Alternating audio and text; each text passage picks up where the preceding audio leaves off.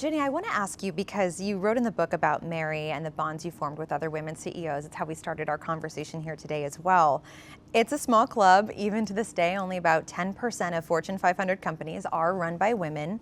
Do you think the experience of women in the pursuit of the top job is fundamentally different? And do you think the experience of being a woman as a CEO is a fundamentally different experience? I think I would not be telling you the truth if I said no. And it's interesting, as I wrote the book, because I spent a whole life saying, please don't look at me as a woman, right? Just judge me for what it is that I do. And some of the early feedback would be, but please talk more about that, talk more about that. And so I had to think hard about it. And so it is a small group, right? So even like as a Fortune 50 CEO, there was myself, Indra Nooyi, then Mary would come along. I mean, there were not many of us, right, in that era. And I have to say something, though, Liz, I've learned from all of these women, and it is a small group. But what do I think? I think, for one hand, because you are a small group, what you do does get magnified, and it does get personified. And it's just the nature of there's a small number of you, of what you see there. So it is observable, it is noticeable.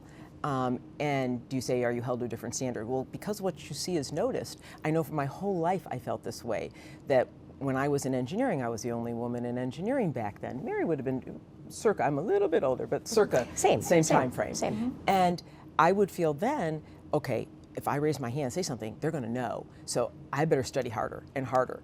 And so it was like a shield, because you're afraid, because if I say something wrong there, everybody's gonna remember.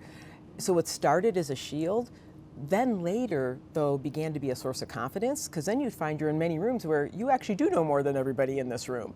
And I think over time, then you learn that, you know, it's what you know is what propels you, right? And so I do think, yes, I mean, yes, you will be noticed, remembered, and I think it just made me always focus more on being sure I knew what I was doing, and I was, you know, always prepared, and always, you know, some people say, oh, you're so prepared. Actually, I think preparation is a sign of respect, and it was more about, okay, because I know what I do has impact, right? So that you want to be that way, and how it is, because you start to realize something I sort of walked away from for a long time was that you're a role model. You know that saying, people can't be what they can't see. And I would sort of finally realize that I was being selfish by saying, no, don't look at me for being a woman. Don't ever look at me for this.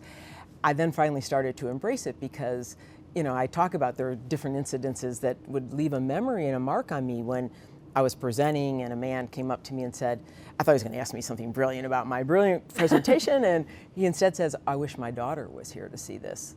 And it's one of those moments I'm like, yeah, this isn't really about me anymore at this point. I have to embrace that other people want to look at us and say they can do these jobs now. Mary and I are in some groups now to help another generation move up faster, you know, and feel confident about that. So I think that is a balance, and it's worth noticing. You notice there's not many of them, and that it is our jobs, I think, to help propel as many women as we can into that. And has a lot to do with how I led, how she led, all the programs, because so much of my belief of why you don't see as many women has to do with if you can't keep them in the workforce, that they reach a certain point, whether it's children, family, whatever it is. And so this ability to, if they have to leave, get them back in or keep them in, or the programs that allow for flexibility, and that could be men too, so everyone watching, don't feel it's just one way or another. But that idea of getting women back into the workforce if they've left it has a lot to do with them seeing women in our positions. Yeah, it's motherhood penalty, parental penalty. Mary, I just want to kind of make sure that you have the same experience, or if you feel the same way as Ginni does, in terms of your experience working your way through corporate America and your experience as being a woman at the top. Well, I think it is very similar. And again, you know, I had this phenomenal mother who just raised me to believe if I worked hard, I could do and be anything. So early on, I wasn't, because as I mentioned, I grew up in manufacturing. So if I was the only woman in the room, I didn't really notice it. But then as I got to different positions, and then there'd be more comments about it. Or as I have two grown children now, but as I had a lot of people just assume I was not going to continue working when I shared that I was going to have a child. And so went through some of those and then realized how important it was to be a role model and to be a mentor. When I got the CEO job, people would come up to me and they'd say, "So you're the first CEO of an auto company?" Yes. And then they just stare at me. And then at first, I was the same as Ginni. I was kind of like, can we talk about something else? Because I'd like to think I got here because of my skills and abilities and contributions, not just that I'm a female. But then I had the same situation when someone came up to me after a meeting or something and said, my daughter is now working hard in math and science in middle school because she wants to be like you. And then I went, okay, I get it. Because I had such a wonderful mother who encouraged me. I wasn't facing I can't do that because I don't see anyone who looks like me who is.